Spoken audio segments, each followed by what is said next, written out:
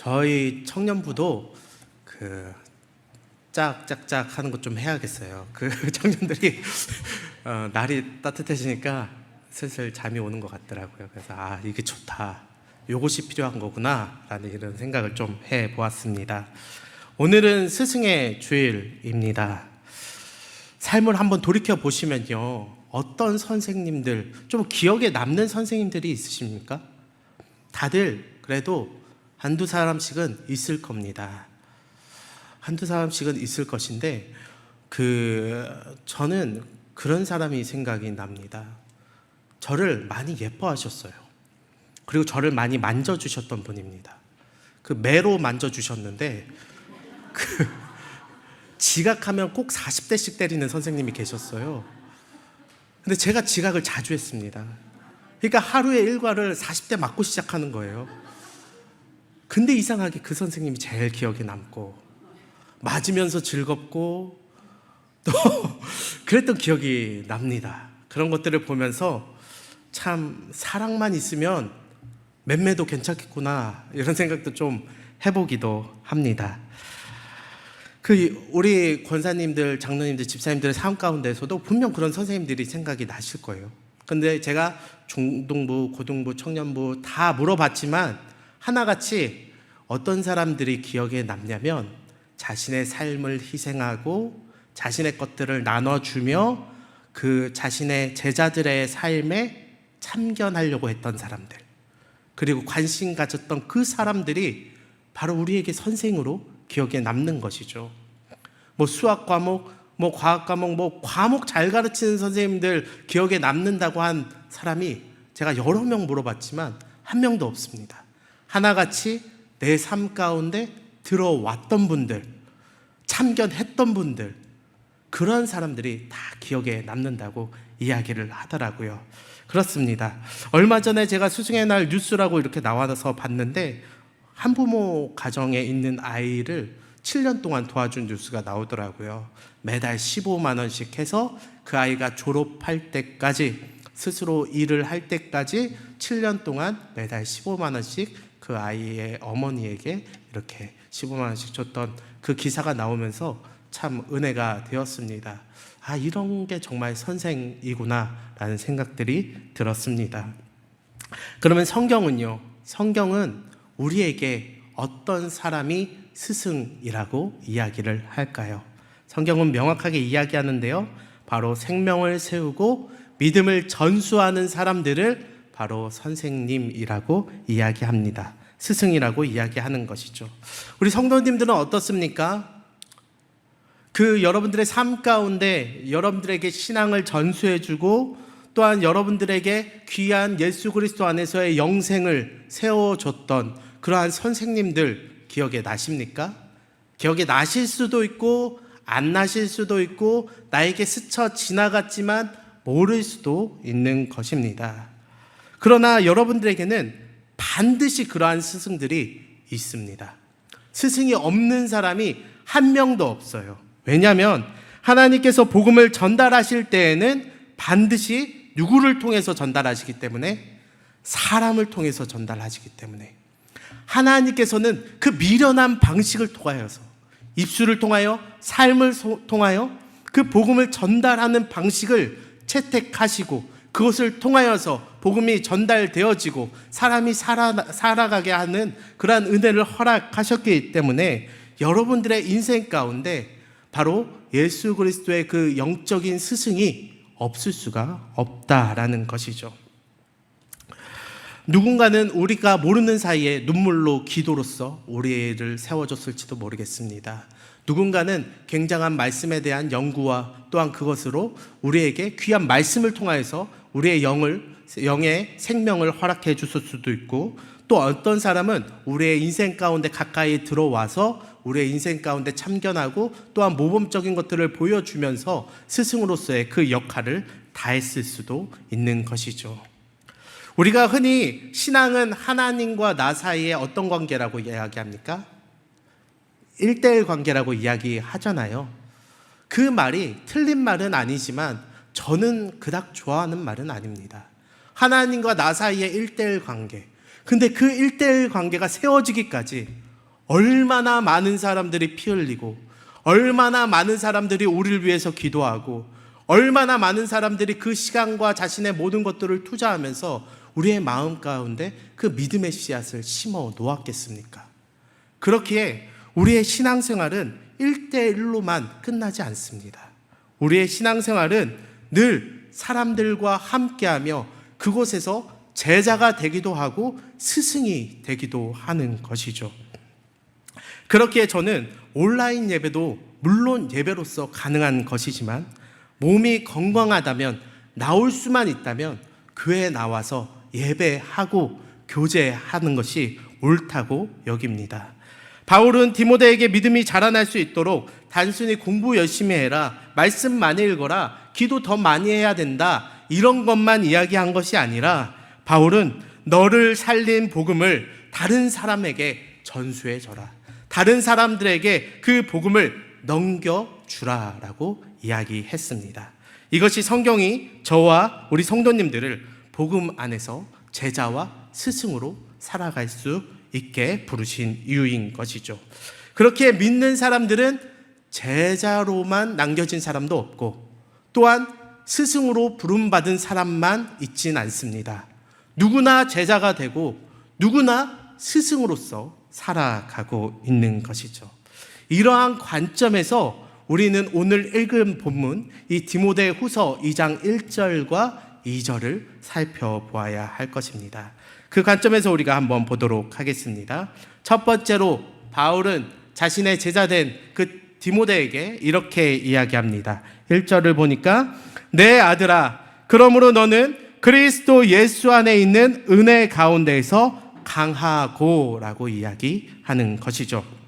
첫 번째로 은혜 안에서 강한 사람이 되라 라고 이야기하고 있는 것입니다. 지금 사도 바울은요, 사실 어디에 있습니까? 로마 감옥에 갇혀 있습니다. 사도 바울이 여러 곳의 감옥에 갇혀 있었는데 이 로마 감옥에 갇혀 있다, 이 말은 무슨 말입니까? 끝이 다가왔다는 겁니다. 죽음이 코앞이라는 겁니다. 그것은 본인도 직감하고 있고 성령님도 말씀해 주시고 자신은 마지막일 거라는 걸, 이제 마지막일 거라는 걸 너무나 잘 알고 있습니다.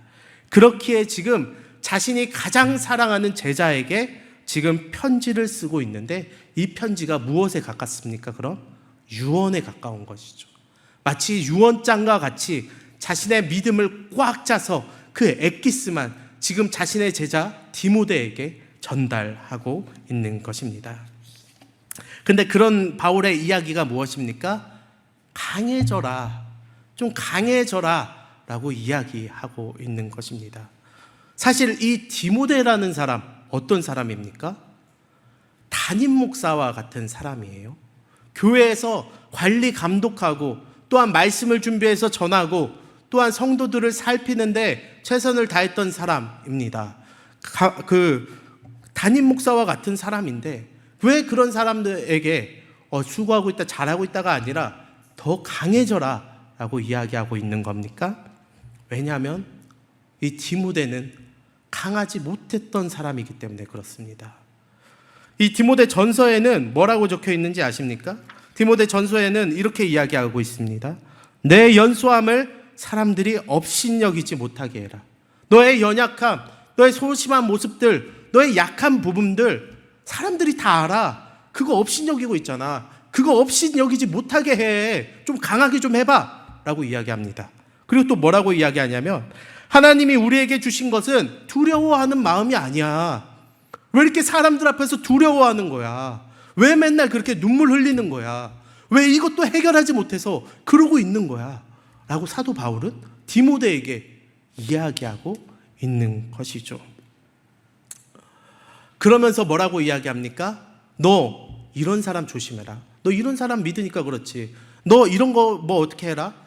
지금 이렇게 이야기하지 않습니다. 뭐라고 이야기하냐면 예수 안에서 강해져라. 그리스도 예수 안에 있는 그 은혜 안에서 강해져야 된다. 너 연약하고 부족한 것 다 알아. 하나님께서 다 알고 너 부르신 거야. 하나님께서 다 알고 그 자리 가운데 세워놓으신 거야. 너 연약하니까 더 예수 그리스도 붙들어야지. 그것을 붙듦으로 인하여서 오히려 더 강함으로 서야지. 그것이 하나님이 원하시는 거야 라고 이야기하시는 거죠. 저는 어떻습니까? 목사로서 제 재능은 어때 보이나요? 조금 제가 청년들에게도 이야기했지만 좀 교만하게 이야기하자면 이전까지 저 같은 사람 없었을 것이고 앞으로도 저 같은 사람 없을 것입니다. 믿으십니까? 아멘 하실 뻔했죠? 왜냐하면 제가 생각보다 다재다능한 사람입니다. 뭐 특출나게 잘하지는 못하더라도 이것저것 다 할 줄 아는 사람이에요. 혼자서 이것저것 다 할 줄 압니다. 그리고 생각보다 눈치도 빨라요.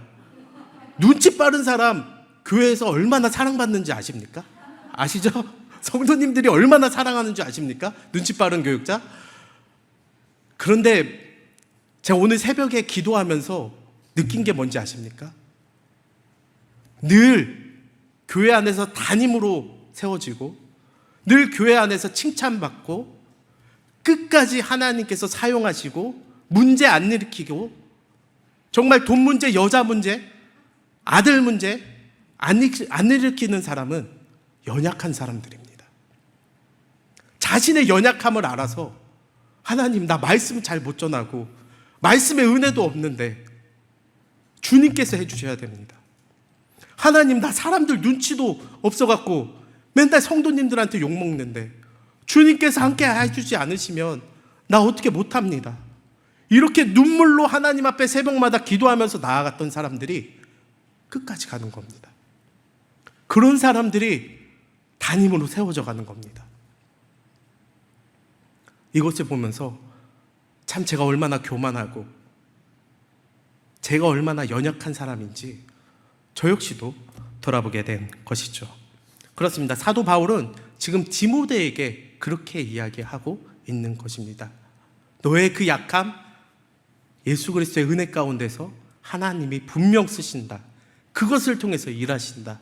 그렇기 때문에 그리스도의 그 은혜 가운데에서 강해져라 라고 이야기하고 있는 것이죠. 그렇습니다. 우리가 그리스도인으로 살아가면서 예수 그리스도의 성도로 살아가면서 우리는 끊임없이 센스가 좋아야 된다, 또한 눈치가 빨라야 된다, 뭐가 어때야 된다 이런 말들을 하지만 정말 필요한 것은 나의 연약함을 알고 나를 부르신 그 예수님께 의지하는 것이라 믿습니다. 그 의지함이 우리의 믿음이 하나님의 나라에 이르기까지 끝까지 가게 할 수 있는 원동력이다라는 것이죠. 사람은 누구나 자신이 힘들 때 두 가지 중 한 가지를 합니다. 자기 힘을 붙들어서 세상 가운데 나아가거나 아니면은 예수 그리스도를 붙들거나 그 예수 그리스도께 붙드는 자는 끊임없이 그 성령이 나오는 그 성령의 충만한 가운데에서 생명수와 같이 나오는 그 은혜를 맛보는 그러한 사람이 우리의 삶 가운데 끝까지 믿음으로 가는 줄로 믿습니다. 그것을 믿고 나아가는 우리 모든 개신교회 안에서의 그러한 스승들이 다 되시길 진심으로 바랍니다. 또한 우리가 바라볼 때 두 번째로는 복음은 맡겨진 보화라는 사실입니다. 지금 사도 바울은 2절에서 이렇게 이야기합니다. 또 내가 많은 증인 앞에서 내게 들은 바를 충성된 사람들에게 부탁하라 라고 이야기하는 것이죠. 목사님, 여기에는 근데 보아라는 이야기가 전혀 나오지 않고 있는데요. 그럴 수 있습니다. 근데 여기서 보면은 헬라어로 부탁하라 라는 이 말은 어떤 말이냐면 귀중품을 너에게 맡긴다라는 겁니다. 정말 귀한 것, 이걸 지금 너에게 맡기겠다라는 거예요. 그 어떤 사람에게? 충성된 사람에게 맡기겠다라는 겁니다. 그것을 또 너희가 가르치라고 이야기하고 있는 것이죠. 그렇습니다. 스승된 사람은 자기에게 맡겨진 것이 무엇인 줄 알고 그 가치가 무엇인 줄도 알아야 되는 겁니다.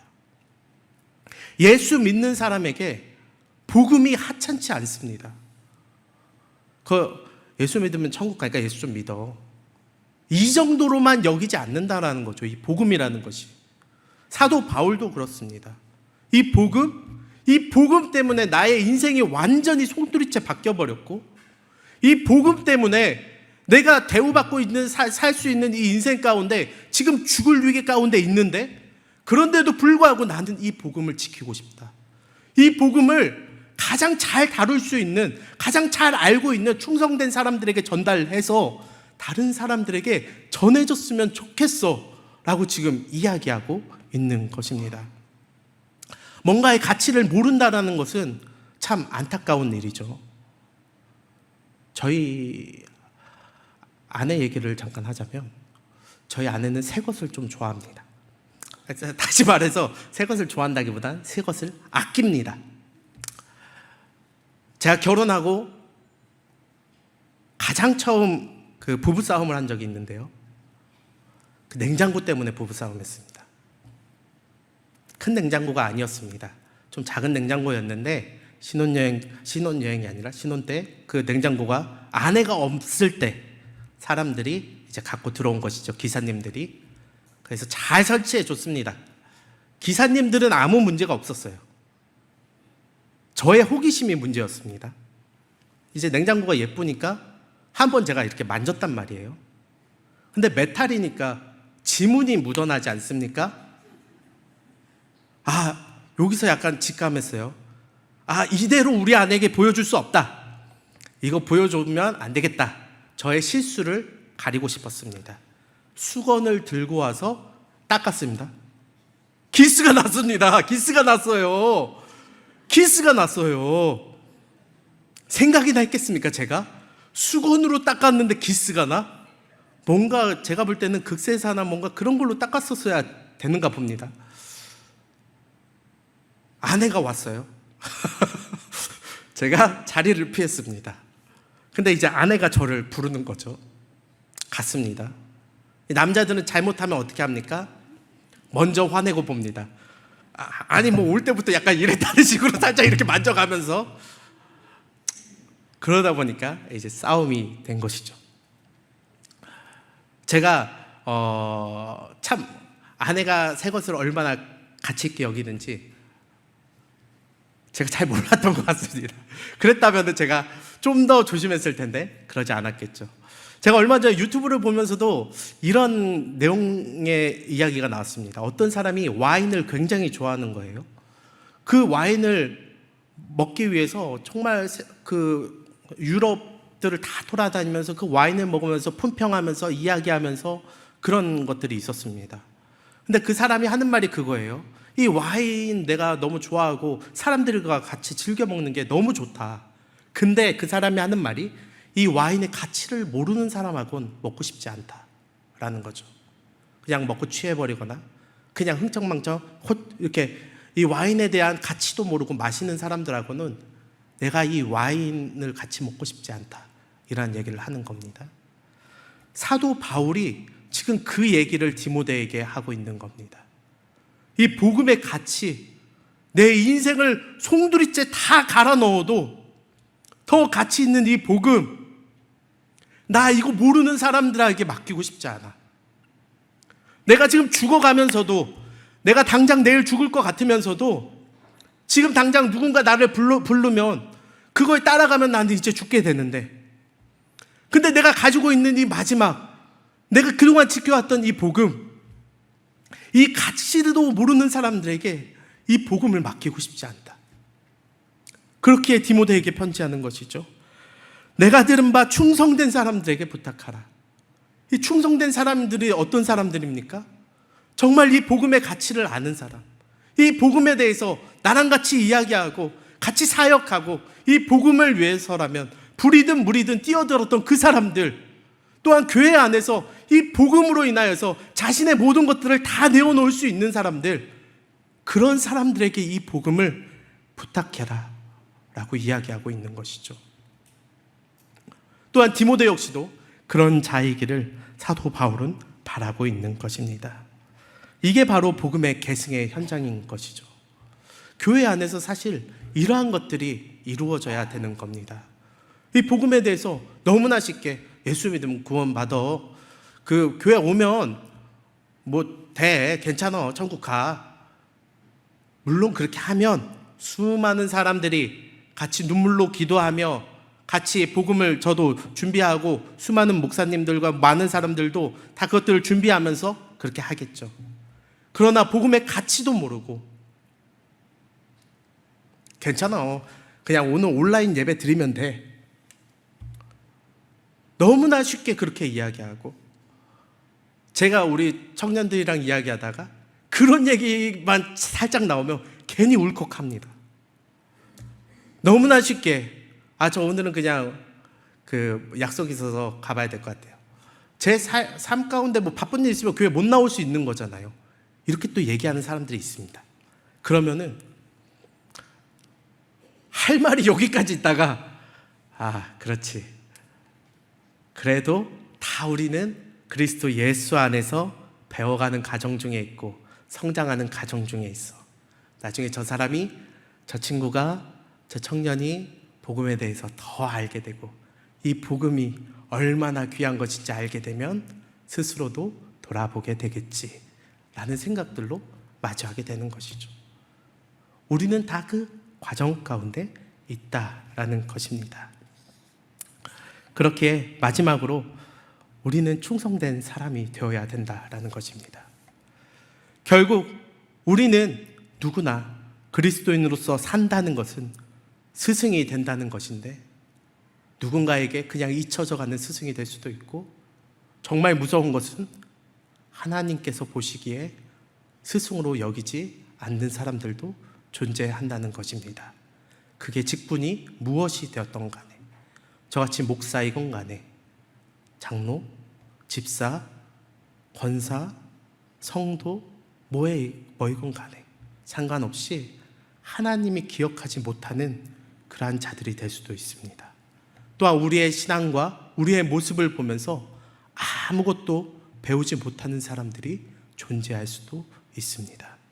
우리는 이 같은 삶 가운데서 무엇을 돌아보고 무엇을 바라보아야 할 것입니까? 어떤 사람들은 우리가 갖고 있는 이 믿음을 위해서 죽기까지 이 땅 가운데 선교하신 분들이 계십니다. 그리고 밤이 새도록 말씀을 준비하신 분들이 계시고, 새벽마다 기도하면서 은혜 달라고 구하시는 분들이 계시고, 제발 저 영혼 구원해 달라고 눈물로써 기도한 사람들이 있습니다. 예수 그리스도께서도 땀방울이 핏방울이 되도록 기도하시고 십자가에 달려 죽으시기까지, 하나님께 버림받으시기까지 이 길을 향하셨죠. 그렇게 남겨진 이 복음이 우리들에게 어떻게 다가오고 있습니까? 우리는 어떠한 스승의 삶으로서 살아가고 있는 것입니까? 우리가 오늘 스승의 주일이라고 서로 돌아볼 때에 정말 주님께서 나를 볼 때에 어떻게 생각하시는지, 또한 나를 통하여서 많은 사람들이 볼 때 어떻게 생각할지 돌아보기를 원합니다. 우리는 스승으로서 이 복음을 맡은 자들입니까?